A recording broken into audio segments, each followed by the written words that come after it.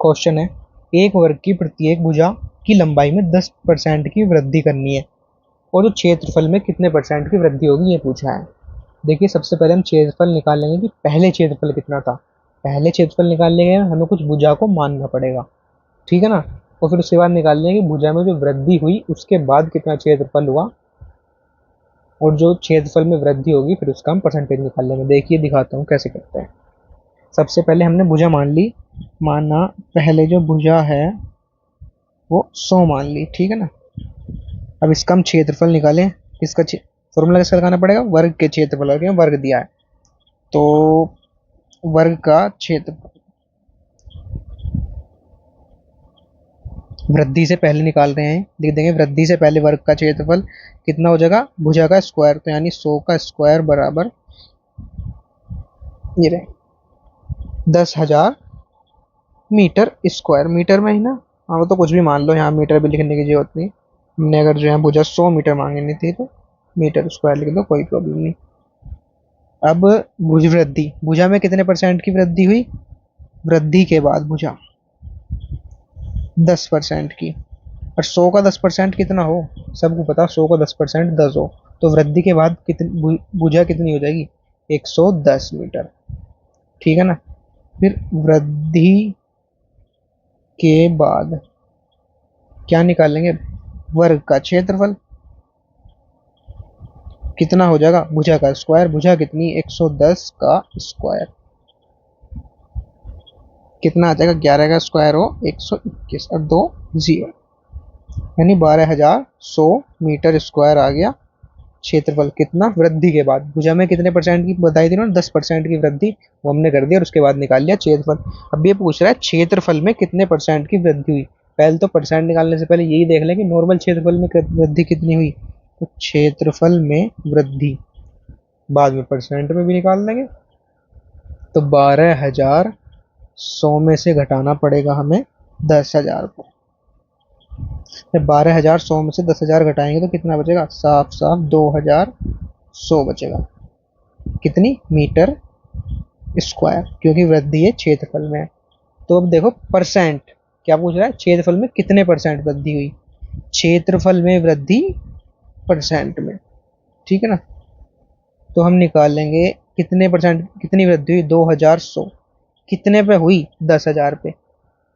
वृद्धि तो भाई 10,000 से हुई ना, 10,000 गुना 100, इस जीरो, इन दो जीरो से ये दो जीरो कट गए, इस जीरो से ये और इस वाली से ये, तो कितने परसेंट की वृद्धि हुई, 21%।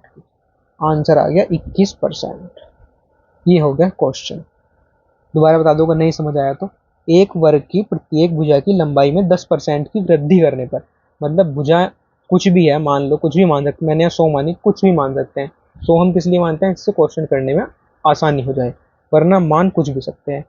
तो कह रहा भुजा में 10% की वृद्धि करने पर क्षेत्रफल में कितने परसेंट की वृद्धि होगी। तो मैंने भुजा 100 मान ली, पहले 100 से ही वर्ग का क्षेत्रफल निकालने कितना होगा, पहले यानी पहले का क्षेत्रफल तो निकालना पड़ेगा ना। वर्ग का क्षेत्रफल क्या होता है, भुजा का स्क्वायर, तो मैंने इस भुजा का स्क्वायर कर दिया, ये आ गया क्षेत्रफल। फिर वृद्धि के बाद भुजा, वृद्धि कितने की होगी भुजा में, 10% की।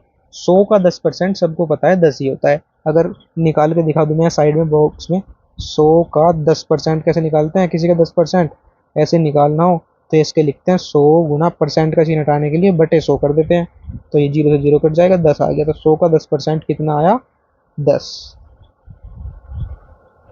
ये मैंने उसी 100 में वही वाला 10 जोड़ दिया, 10 आया, 110 मीटर होगी, कितनी होगी भुजा, मतलब वृद्धि के बाद भुजा हो गई 110। अब वृद्धि के बाद वर्ग का क्षेत्रफल भी निकालेंगे, वर्ग का क्षेत्रफल होता है भुजा का स्क्वायर, इसे 110 का स्क्वायर कर दिया। स्क्वायर करने के बाद जो संख्या आएगी वो 12,100 आएगी, क्योंकि हमें पता है 11 का स्क्वायर क्या होता है, 121, और एक जीरो की दो जीरो बनानी थी बस। ऐसे भी जल्दी कैलकुलेशन हो जाती है अगर आपको स्क्वायर याद हो। या फिर क्या करेंगे, क्षेत्रफल में वृद्धि, क्षेत्रफल में वृद्धि कैसे होगी, 12,100 जो है यो, मतलब क्षेत्रफल में वृद्धि के बाद वाला क्षेत्रफल क्या है, यही तो है 12,100, और वृद्धि से पहले वाला क्षेत्रफल ये है 10,000। तो बाद वाले क्षेत्रफल में से पहले वाला क्षेत्रफल घटा देंगे, घटाने के बाद क्या आ गया 2100, यानी 2,100। परसेंटेज निकालने के लिए क्या करते हैं, जितने की वृद्धि हुई उसे ऊपर रख के और पहले वाले को नीचे रख के गुणा 100 कर देते हैं। ये हमारा 6% में कुछ भी चीज़ को निकालने का फॉर्मूला होता है। जब मार्क्स निकालते हैं नंबर, तो वो भी लगभग इसी हिसाब से निकालते हैं। जितने हमारे नंबर प्राप्त हुए उसे ऊपर और जितने में से हुए उसे नीचे और गुणा 100 करनी होती है। ऐसे यहाँ किया कि कितने परसेंट की वृद्धि हुई, तो वृद्धि तो यही हुई ना, इसे ऊपर रखेंगे और कितने पे हुई, पुराने वाले पे ही तो होगी ना वृद्धि। ये तो लिखने के नियम क्या नहीं लिखने के, 12,100 ये लिखेंगे। तो बस अभी से 21% आ गया सोल्व करने के बाद, 2 जीरो से 2 जीरो, इन वाली 2 जीरो से वाली 2 जीरो, 21% आ गया। हो गया हमारा ये भी क्वेश्चन।